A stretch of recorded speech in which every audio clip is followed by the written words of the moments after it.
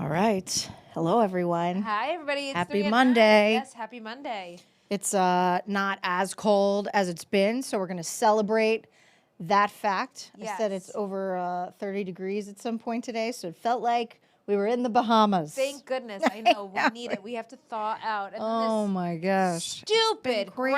groundhog. How dare Sorry. he? You know what? I How love dare Chuckles he? and I love Puxatawny Phil. I'm just kidding. But I know, but we were not fans of. no. We're I not don't- fans of it. We don't want 6 more weeks. And there is no way he did not see his shadow. It was sunny out today. Like, I know. Beautiful sunny skies. Well, I said to Mark Dixon earlier, I go, well, at least it's very accurate, right? And the meteorologists always, they get a tickle over the, Yes. the groundhog. They're They not roll big their fans. Yeah. But it's fun. Yes, it's all good. It's fun. something to look forward to. Exactly. The kids like it, which is good. So tonight we start with Owen Kingsley's story. Yeah. In This is Rocky Hill. crazy. Yes, they're very concerned about their living conditions at their apartment complex. Yeah, obviously it's been freezing. We had all that snow, and I guess some of their pipes got frozen. Some of them burst at this apartment complex. So they've been going on, believe, more than a week now without hot water. So Owen actually interviewed Dad, who was saying that he has to literally boil water so they can put their baby in the bath. I mean, it's just absolutely terrible. So I guess we've been reaching out to the apartment complex, trying to get some more information about exactly what's going on here. But they have offered to put them up in a hotel. But this is a widespread problem that a lot of residents are dealing with. Yes. All right, so take a listen here to Owen's story. Eric Larson has spent the past 9 days heating water on the stove so he can give his baby a bath. Him and his wife are doing the same thing. This is one of the recent videos he took of a burst pipe at Concierge Apartments. He says he has not been given timely answers by management to his questions of when he will get hot water again.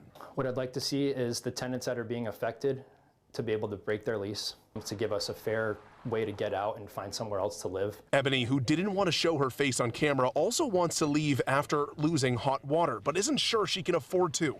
She just got an email from her landlord offering to renew her lease. I haven't signed a lease yet, but I'm afraid. I don't want to sign a lease and I don't want to be stuck here. Both Eric and Ebony say they weren't offered hotels by Concierge to stay in temporarily until about a week after losing hot water. On Monday, Concierge appeared to be trying to fix the problem. There were portable heaters that looked to be thawing pipes. No one should be in the situation of not having heat or hot water, especially with the frigid conditions that we're all facing right now. Sarah White with the Connecticut Fair Housing Center says tenants in this situation should first notify their landlords in writing right away. Then notify your city or town and request an inspection. 21 days later, you can start an action in court, a protected rent strike called payment of rent into court, and stop paying your landlord rent, start paying it into court, and the court has a lot of power to order the landlord to fix things and to potentially allow you to keep some of your money. All right, so obviously that is something that always is going to stay on top of for us, but just a terrible situation. And I know he said that he did reach out to management, and at the time they were in a meeting, and it looked like town leaders were in there too. So if we hear from them or get any updates, of course, we will let you know. We will be staying on top of it and sticking with the weather theme here. Crews have been using a ton of salt for the roads, as you can imagine, because they were very slippery, filled with ice, lots of snow, and a lot of municipalities now worried about not having enough salt to get us through the season. Yes, and a lot of them are mixing it. They're cutting it with salt, which you've probably noticed because it makes the snow so much more beautiful. No. Yeah. You've probably noticed sand, but whatever gives you traction on the roads, that is the most important thing. And so Luke Hayadat, she went to Thompson to see, will there be enough to get by for the rest of the season? All right, so here is an update on that. A lot of sleepless nights. It's not fun. Jacob Ireland is the proud new owner of close to 40 tons of road salt. His business, Grass Monkey Landscaping, will have gone through about 100 tons by winter's end. Spreading that much salt is hard work, and now it's proving hard to find it. It's incredibly difficult. I had to wait about 2 weeks for this load. I called 6 different suppliers, and nobody can get it. The ports are shutting down. The state is pretty much grabbing whatever they can, which makes it tough on on all of us smaller contractors. The shortage is forcing him to get creative. He's been using salt mixed with sand to stretch what material he has. His bag salt is running low, sand is full, but self-serve salt, empty. I usually use only treated salt. I can't even get treated salt right now. At the end of last week, we had hardly anything in there, which put me in a panic. The town of Thompson's salt supply ran dangerously low last week, down to about a single dump truck's worth. So Public Work Director Joe Tasic is thrilled to see the salt shed being replenished. There's about 375 tons here now, with 100 plus still to come. But the problem seems to return with each winter season. Have you kind of had to adjust operations this winter because of... Absolutely. It's changed over the last, I'd say 7 years ago. We haven't seen anything like this in 7 years. So after those recent shipments, hopefully there's enough in here to last through the next few weeks of winter, maybe longer. But in terms of stuff for people to take from the town for free, well, they've got the shed here. In terms of what's in it, a little bit of a different story. Before we go home at night, I tell the guys, hey, throw some in there for the people that need it at night. How quick does it go? Oh, as fast as we can put it out there. The town is locked into contract pricing, but Grass Monkey isn't. Ireland paid about $50 more per ton for his latest shipment. I can't go to my customers and say, hey, I got to raise your price middle of the season. You know, we're locked into contracts. Mother Nature hurting the company's bottom line and making balancing the town budget a little tricky. Your reporter in Thompson, Luke Hydash, Channel 3 Eyewitness News. All right, this weather causing all sorts of problems. I know. So skiers are happier, snowboarders are happy. Absolutely. But yeah, the rest of us, I know. dealing we with have it. to suffer through it. Yeah. Let's think about June though. Maybe a concert outside. I like the idea of nice that. warm weather. And this was big news after the Grammys last night that Jelly Roll and Post Malone will be coming to East Hartford Rentschler Field on June 22nd. So Yeah. that is super exciting. It's very cool because the Rent, they have had a lot of concerts in the past, Yeah. but not as many lately. No. So it's nice that some musicians are going there. I know that Chris Brown went last year. Yes. And I was talking to a producer, and he says he remembers seeing the Police there in like 2007. Oh, wow. So it was a long time ago, but it was when Sting joined the Police again after his very That's cool. successful solo career. So yeah, so it would be neat to see a concert at the Rent. Like I'm thinking, maybe I need to get me some Jelly Roll Post Malone tickets. I know, especially on the heels of the Grammys are both so successful right now. So the timing's very, very good. All right, this is Dylan Fearon's story from earlier today. And the Grammy goes to...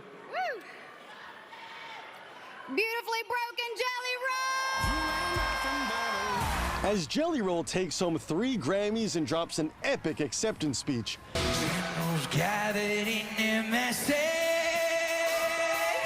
And Post Malone pays tribute to Ozzy. All legendary concert promoter Jim Koplik can do is smile. I couldn't have planned it any better. Let's put it that way. The morning after, Live Nation confirms Posty and Jelly are coming to the Rent. We're trying to show the people of Connecticut that the Rent is not only a sports venue, it's also an entertainment venue. Last year we had Chris Brown there. Very successful, sold out. It can be difficult to bring major names to Pratt & Whitney Stadium. Jim explaining most stadiums seat an extra 20,000 than the Rent does. Convincing artists to play where they may make less money is tough, but with Jim, anything's possible. Well, begging is very important to the whole concept, but we talk about the strength of Connecticut, the strength of Hartford, in East Hartford, the stadium being in East Hartford, the marketplace being very strong. An 18-year gap between some legendary nights here. Bruce Springsteen, the Rolling Stones, the Police, and Chris Brown's show last year. But the hope is major concerts here becomes much more common again. Young adults are pumped for the show in June, too. Zach and Alex are juniors at Central Connecticut State and are ready for a fun night under the lights. They're just hoping tickets are reasonable. I am excited for definitely Post Malone, and then Jelly Roll in there as well. Definitely is another attraction for me to go see the show. Reasonable price. I think it would be a good time with some friends, yeah. Should be a fantastic night. Tickets go on sale next Tuesday, February 10th. There are some pre-sale options you have to sign up for by Wednesday that open up Friday. I'm your reporter in East Hartford tonight, Dylan Fearon, Channel 3 Eyewitness News. Well, something to look forward to as we deal with this snow and cold. And I would love to go to an outside concert in the heat I know, and we Any get a concert. respite for the week, but then Mark and Mike were saying that, I guess, this weekend again, we're going to have another cold spell. Yes. So. Now the good news is though there's not a lot of precipitation in the forecast so far, Yeah. which is good. Let's keep it that way. All right, we'll take it. Friday night, right? It's Some just- snow. But then there was one day where like most of the temperatures with the wind chill were like 30 below. Did you see that one graphic? I did not. I somehow Don't shoot the messenger. I had selective seen, and I did not see that. Oh yeah, there's like one graphic that shows, I forget what town it was, but it was 34 below, and I'm like, Oh "Woo!" my gosh. Well, I'm just going to pretend I didn't hear that. I I know. didn't see it, and now I didn't hear it. All right, just listen. At 11, I'm sure Mark will have that graphic again for everybody. All right, well, take a look right here. Obviously, we talked about it in the beginning. Today was Groundhog Day, and this is at the Lutz Children's Museum in Manchester, where they celebrated the there big he is. day He is to pretty see if cute. we're getting 6 more weeks of winter. You know, they used to pick him up and when he did his prognostication, but this time they kept him. It is so cute. The kids He had is. fun too. He's very cute. And yeah, unfortunately, we have 6 more weeks of winter, but it's always Aw. an exciting time. Puxatawny Phil also predicted 6 more weeks of winter. Yep. And that's it. That's the story. It shouldn't be too much of a Hug once, surprise. I'm a hog twice. I know, me too. Well, we really don't know. These groundhogs, they're not accurate. I mean, didn't it look real for a second when I saw that earlier? I was like, is that groundhog real? It was Yes. just sitting on the table. It did look pretty I authentic, know. didn't it? I know. This is the 48th annual celebration at the Lutz Children's Museum for this. So a lot of history, which is really fun. We used to have a groundhog in our yard. It was so cute. You did? Oh my gosh, yes. It lived under our kids' like little playhouse, also a shed thing that they have. It's pretty cute. Did you name it? No, maybe Gary, maybe? I forget. Gary the groundhog. That's Yes, good. I think it was either Gary like it. or George. I don't know. We tried to pick a G name. Yeah. That's cute. It was fun. I love it. But they'll make a lot of holes in your yard. Oh, Gotta be yes, they careful. will. Yes. They will. All right, well, a lot coming up on Eyewitness News at 10 and 11, so we will look forward to seeing you then. Yeah, see you then. All right, take care, everyone.